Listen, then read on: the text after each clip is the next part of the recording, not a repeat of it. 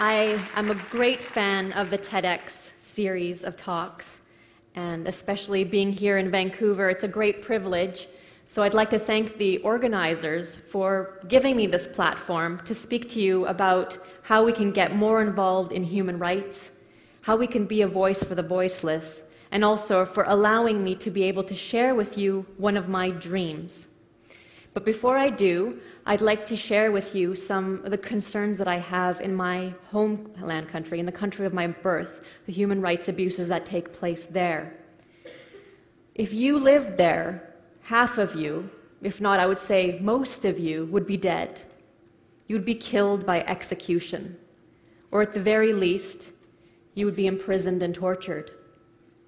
Now, I don't want you to lift up your hand, but the questions I'm going to go through, I want you to think about it in your head and consider these things. Has anyone here written a blog against our government or against our leader? You could be imprisoned for life. Has anybody here converted from one religion to another?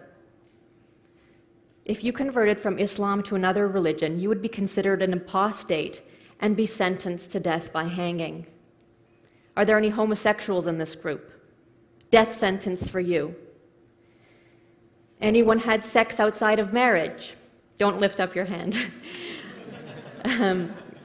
You would be charged with, quote unquote, acts incompatible with chastity and be given 100 lashes. Or if you were married and you committed adultery, you would be sentenced to death by stoning. You would literally be buried, wrapped in shrouds, while people took turns throwing stones at your head until you die. If you haven't guessed already, I am talking about the Islamic Republic of Iran. And the scenarios I've just given to you are part of the discriminatory, repressive rules under Sharia law, which is an Islamic-based law that Iran has interpreted for its own penal code. And it wasn't always like this. It's only mostly been in the last 30 years. Before, Iran was ruled by a monarchy.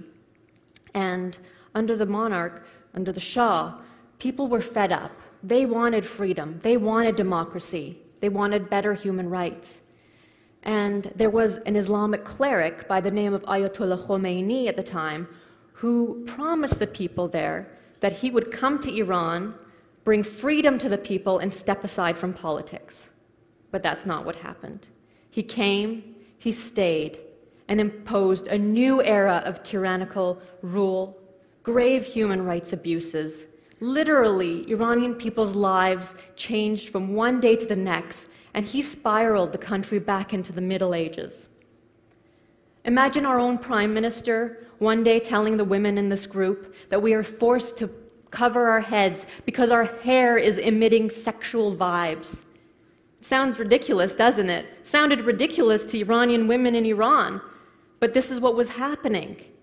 My mom went from wearing the latest fashions off the Paris runways, including miniskirts, to literally the next day being forced to cover herself.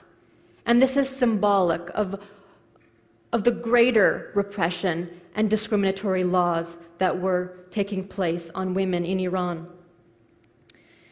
Iran is under a gender apartheid, and women's lives are literally valued as being half of a man. So let me give you an example. If you get into a car accident and you kill a man or you injure him, you have to pay twice as much in compensation money to him and his family, it's called blood money, than the amount you would have paid if you had injured or killed a woman. My father was also victim to these new rules under this regime, and he was, at the time, the general manager of a hotel.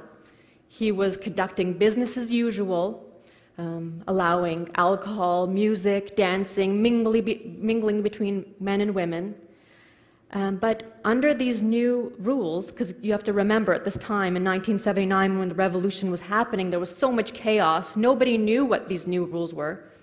He was allowing these things, and one day the Revolutionary Guards stormed into the hotel, beat him up, threw him in the paddy wagon, Off he was to jail, where he was tortured, lashed some more, and they were going to give him the death sentence. They were going to execute him. And out of some fate of luck, which we can talk about more at another time, we managed to get him out temporarily. And at that time, he was on the first plane ride out of the country, and our rest of our family followed suit. When I was about 2 years old, we immigrated here to Canada. And I can say, living here in Canada, in such a free nation, I have never taken my freedoms and opportunities for granted. And this is what I wanted for my people back from my homeland.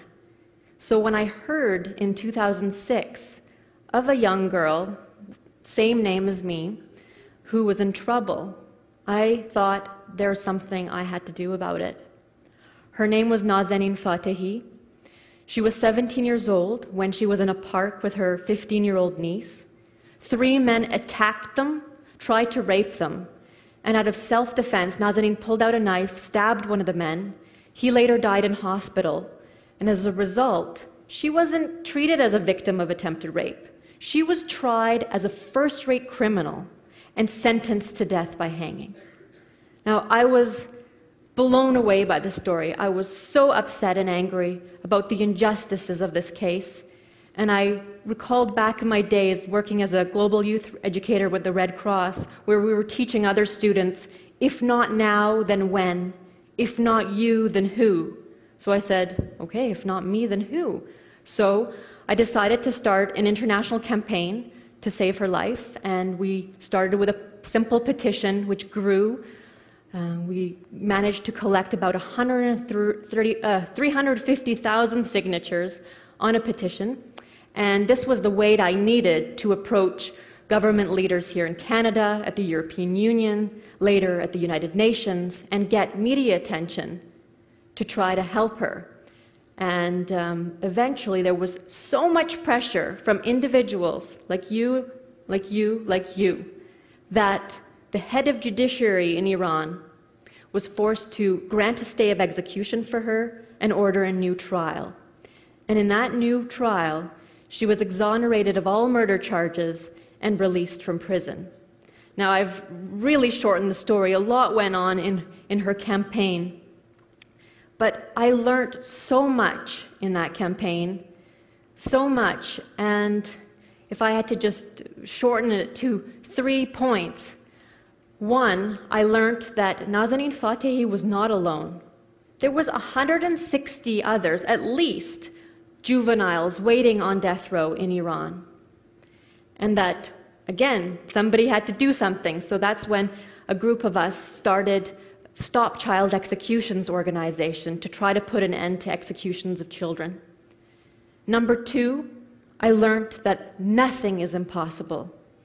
Nothing, even reversing the decision by a ruthless, uncompromising regime like the Islamic Republic of Iran. And third, I learned about the power of the individual, the power that each and every one of us has inside to make a difference. I believe every one of us can change grand things, and that's mostly why I'm here today. I saw that just little old me was able to help instigate change that expanded out, and we were able to save a human life. So I want to encourage you to be the voices of the voiceless. I want you to stand up when you see an injustice taking place. Living in a democratic country like Canada, we have rights, but we also have responsibilities.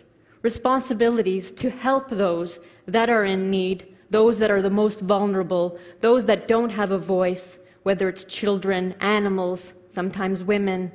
And it doesn't have to be abroad. It can be in our own backyards. It can be people being bullied in our schools, in our workplaces. It can be victims of those who are being abused for their race, their religion, discrimination that they experience, racism, xenophobia, whatever have you.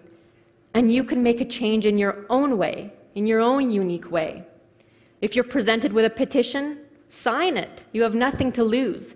If those 350,000 people had the defeatist attitude for Nazanin Fatihi, I don't know where she'd be today. If you have a few spare minutes and you can write a letter to your local member of parliament about something that you're concerned of, it makes a difference. If you can join a rally, if you can volunteer your time, even 1 hour a year, it's something.